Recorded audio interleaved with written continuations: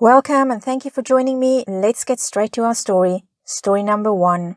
Opie writes, I, 28 female, own my own house and my boyfriend, 29 male, moved in January. We had a ton of early money arguments and agreed that we would keep to a household budget. Also, he agreed to pay down his credit card debt. I have more flexibility in my personal spending than he does. Early after we moved in, my boyfriend told me that as a kid he always wanted to live in one of the houses that were totally decorated for trick or treat and handed out full-size candy. Here's where I messed up. I took this as a comment and not a plan. When the end of September came, we went to the Halloween store and he was under the impression we had savings for this. I didn't know. We go over the monthly budget together and it was never listed. When he found out that there was no Halloween savings, we had an argument. Afterwards, I talked to friends who all said he had talked about trick-or-treat extensively and how much it meant. I chalked this one up to misunderstanding on my part. So I came up with $500 of my money and went to him with an apology. He decided to buy one big piece, an animatronic clown and some lights. It burned through the $500, plus he put a little on his own credit card.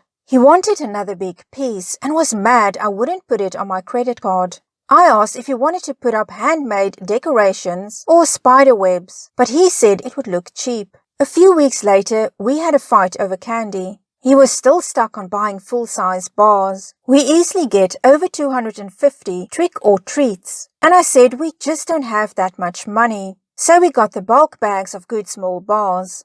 I also had these little coloring books for the allergy and diabetes kids. Jump forward to Halloween. Early kids show up and he's letting them grab handfuls. I remind him we have a ton of trick-or-treats coming and he got really annoyed. I had ordered a pizza for us, so I get it and go inside for about 10 minutes. By the time I came back out, the trick-or-treat bowls were empty. He had been dumping a third of a bowl in each kid's bag and had given out all the coloring books to whatever kids came along. He told me that I'd have to go run out and buy more candy on my credit card. I said I wasn't going to do that, and it wasn't my fault. He just handed out 20 pounds of candy. He started yelling right there in front of the kids, and I told him to come inside. He responded that he wasn't stopping trick-or-treating, even if there was no candy. I told him to have fun with the clown and went inside. He came in 15 minutes later. Then he demanded that I leave for the night so that he could clear his head. He argued it was fair because I had already eaten, and it was my fault that trick-or-treat was ruined because I'm cheap. I handed the rest of the pizza at him and refused. He left and went to a friend's house, and I guess they spent the rest of the night drinking, handing out trick-or-treat candy, and texting me how awful and cheap I am. Am I the a-hole? Well, Opie was voted not the a-hole, and recently we've got this update. I posted in Am I the a-hole in early November about something that happened with my boyfriend. He had spent a ton of money on Halloween decorations and blamed me for ruining trick-or-treat. I wasn't sure where to post an update, so here I am. Everyone, and I do mean everyone online, basically said I was in the right and said some truly dire things about my relationship. I won't lie, there was so much anger towards him. I sort of shut down. When I started getting requests from actual news sources for more information, I just basically logged out and just decided to forget anything ever happened.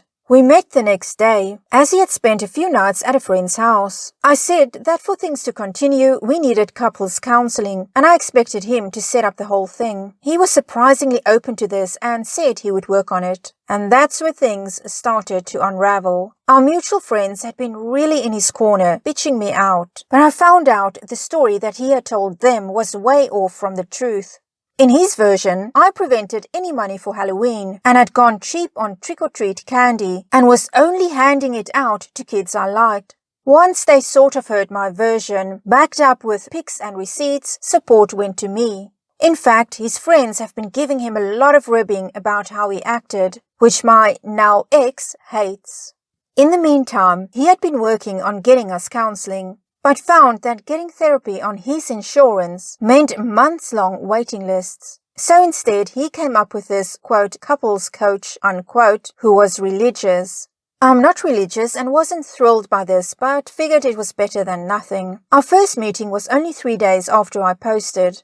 One funny thing that came up was that my ex immediately handed over a printout of the household budget, and the coach praised it. But the coach thought my ex was the one who wrote it, and that I was failing to follow it. So what followed was this weird thing where my ex wanted all the praise, but also wanted the coach to badmouth the budget because my ex hates it. It took the better part of the first session to explain to him the actual situation, and the coach was weird about the fact that it was the woman in the relationship dictating money, even though he liked the budget itself. This was a lot of issues later, actually. The next day, one of our friends found the Reddit post and sent it to my ex. All hell broke loose, with him saying that I betrayed his trust.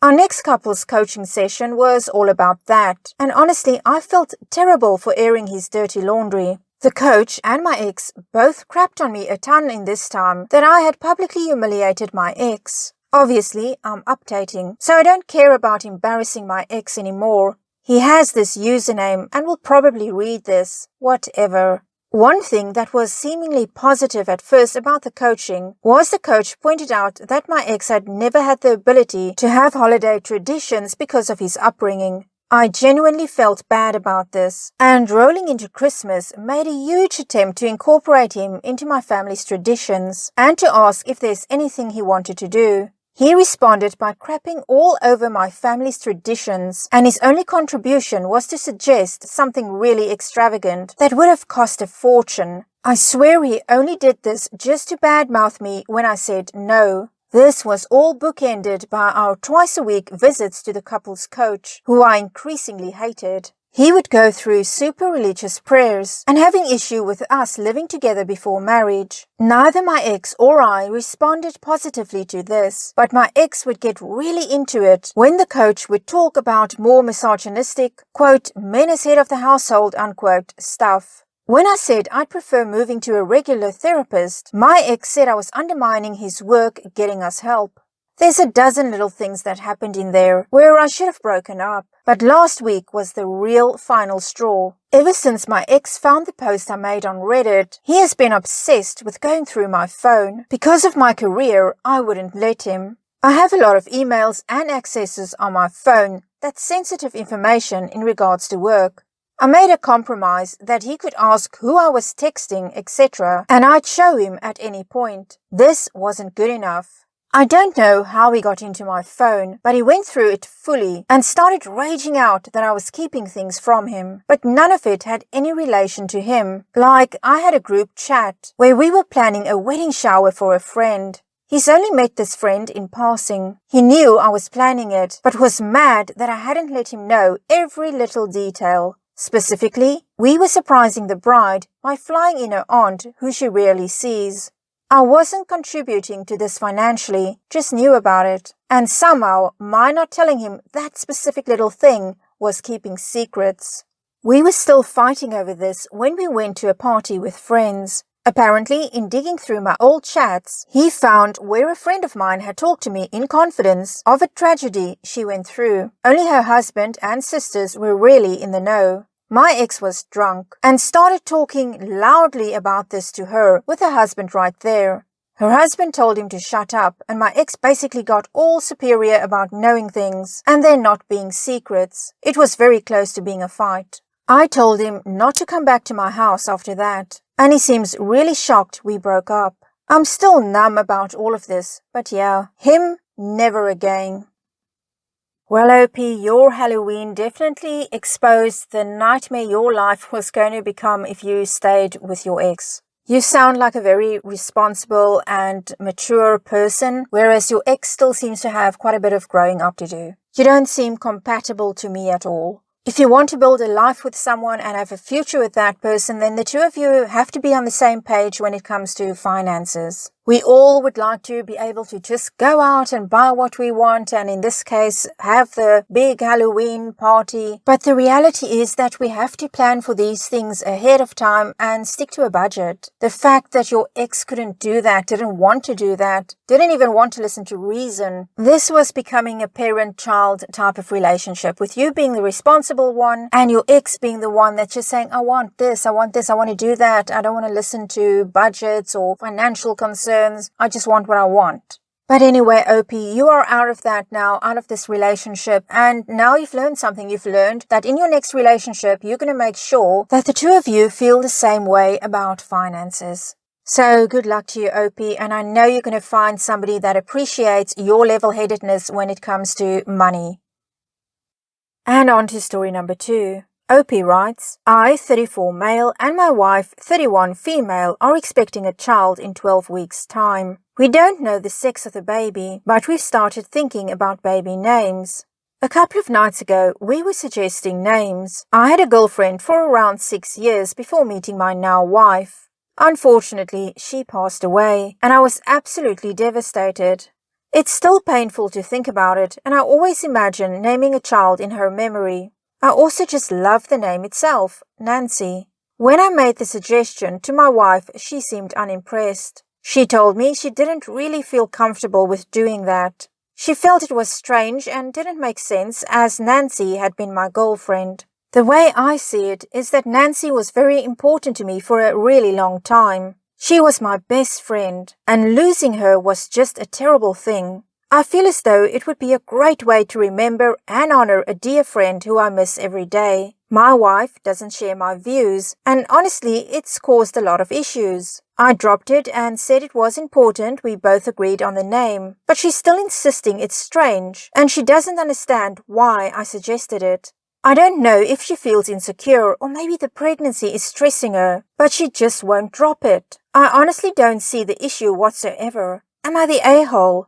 I just thought I'd put a quick edit/disclaimer/update here if anyone was interested. It seems like most people have said that I'm wrong in this situation, which is understandable. I think I'll apologize again, and hopefully the situation will end there. It probably was a weird idea, and maybe I wasn't seeing that clearly, as I'm still grieving to some extent. I also just wanted to make it clear that myself and Nancy weren't together when she passed. Nancy passed around 2 years after we separated, but we had decided to stay friends. I met my wife around 2 months before Nancy and I separated. I probably should have mentioned that in the original post, but maybe it doesn't make much of a difference. Anyway, thanks for the feedback. The verdict was, surprise, surprise, that OP is the a-hole.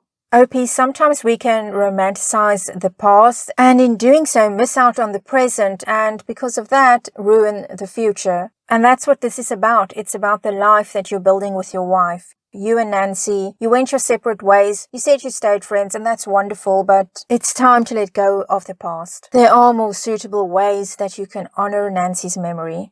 Well, that's it for now. I hope you enjoyed it, and if you did, give it a thumbs up. Please consider subscribing. Leave me a comment and I'll see you again very soon. Take care. Bye.